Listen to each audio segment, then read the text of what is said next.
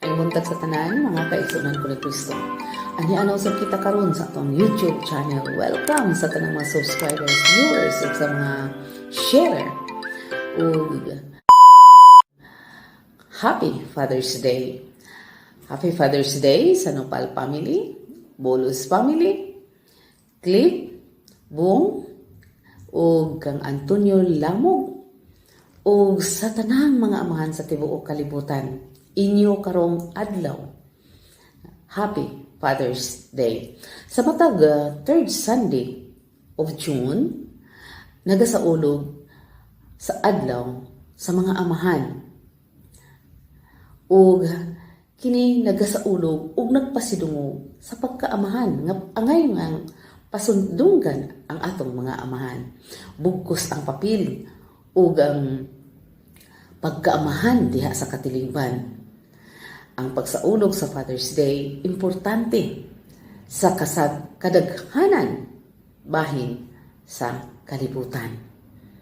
Diha sa Bible, makita nato ang amahan nga langit nun, Salmo 103 verse 13, nga nag-ingon, gipasaylo niya ang tanan kong mga sala, ug giayo niya ang tanan kong mga balatian. So kung unsa itong pangayoon sa amahan, ihatag niya. So, ang amahan usab ngayon tanon, makita nato sa Proverbs 22 verse 6 nga nag-ingon, tudloi ang bata kung unsaon niya pagkinabuhi ug hinumduman niya sa tibuok niyang kinabuhi. Mao kini ang amahan nga yutan-on nga tudluan ang mga anak. Ug una, tudluan ang atong kaugalingon nga mamahimo kitang maayong modelo sa atong mga anak, sa atong pagkaamahan. Apan, dili man jud nato kalikayan nga walay perpekto nga amahan, walay perpekto nga tao. Pero pasidunggan ang ngayan gihapon nga pasidunggan ug sa ulugon ang Father's Day alang sa mga amahan. So, diha usab sa amahan nga mangulo. Mabasa nato sa Samuel 15. Si Samuel maoy mangulo sa Israel sa tibuok niyang kinabuhi. Ingon usab ang amahan mao ang mangulo sa pamilya sa tibuok niyang kinabuhi. Sa ako nang gingon, dili perpekto ang pamilya. Sa panahon nato karon daghan nga mga separation, daghan nga nahitabo niini nga nagkabulag ang magtiayon. Apan dili diha kutob lang ato i-judge ang atong mga kaigsuonan nga nagkabulag nga amahan.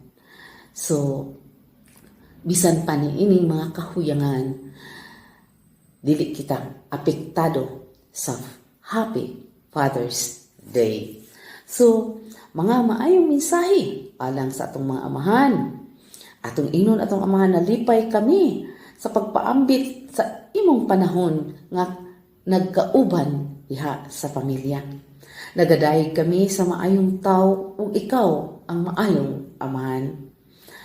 Ang tanan na kinahanglang figura sa amahan, samtang kita nagatubo ug maswerte kita nga maangkon ang tinuod nga mga butang nga aduna kitay amahan.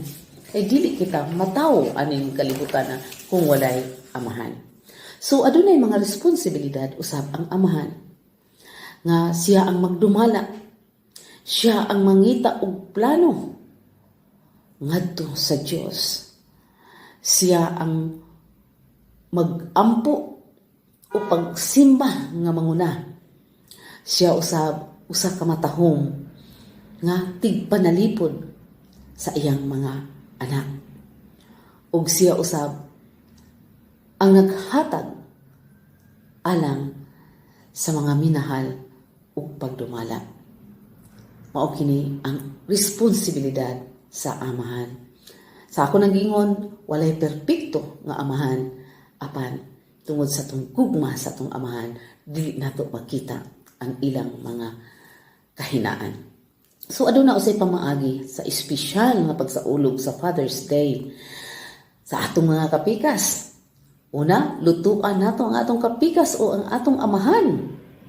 Ikaduha, ibaliwala nato ang pressure karon nga bisan anaa kita sa COVID aron mahingpit kining adlaw nga atong sa ulugon ang Happy Father's Day ug buhata alang sa oras diha sa pamilya ug i-focus ang imong bana o amahan o sultii ug pasalamati ang imong amahan o kapikas.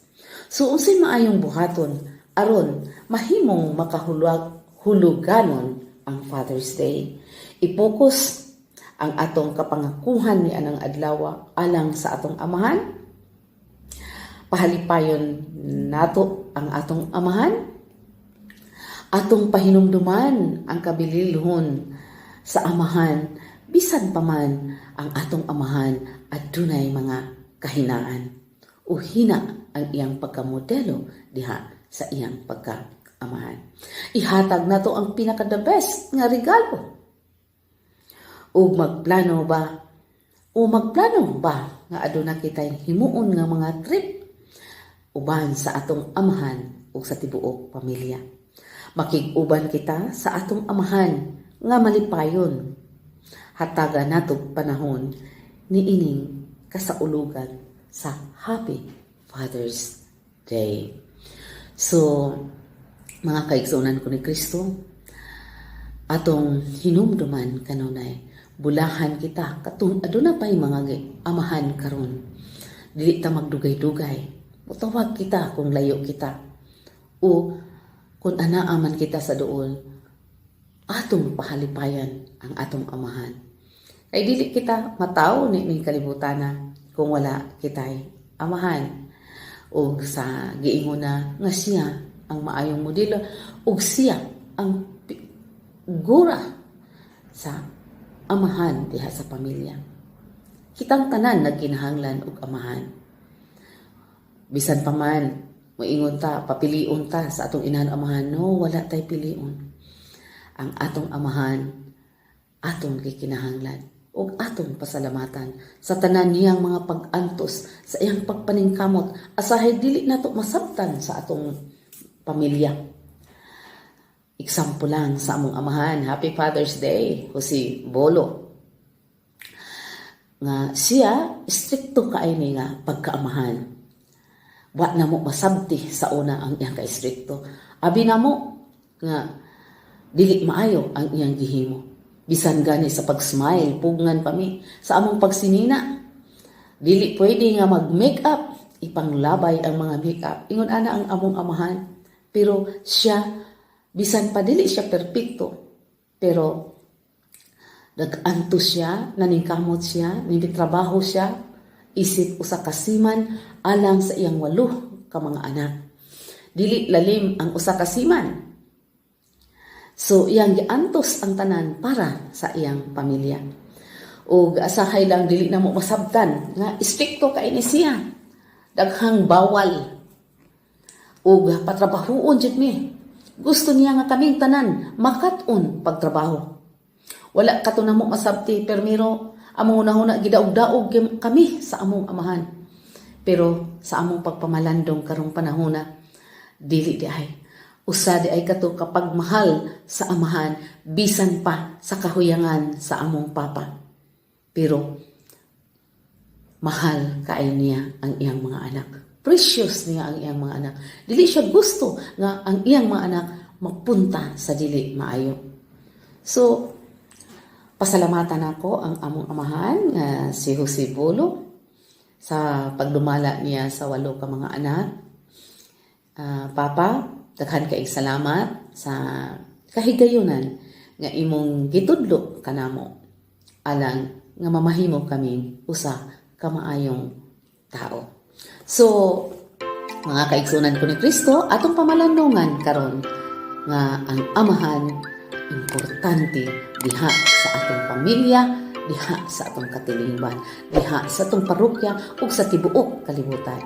Happy Father's Day!